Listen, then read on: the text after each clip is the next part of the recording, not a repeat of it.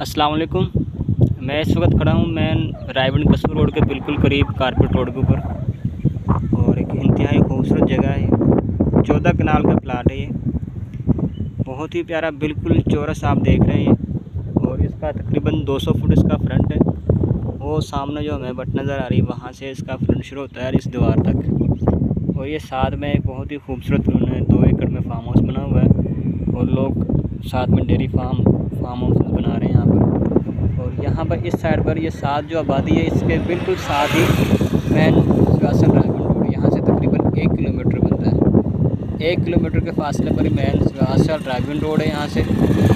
और 45 फुट का ये सड़क है, ये रोड है। आप देख रहे हैं इसके ऊपर काम हो रहा है, कारपेटेड इसको कर रहे हैं, पत्थर वगैरह इसके ऊपर डाला हुआ है।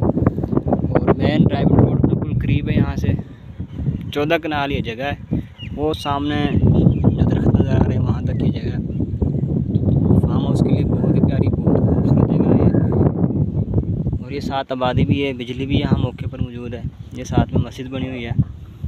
और डिमांड जो इसकी कर रहे हैं वो भी बहुत रीज़नेबल, बहुत मुनासिब डिमांड कर रहे हैं। 25 लाख रुपए कनाल की इसकी डिमांड कर रहे हैं।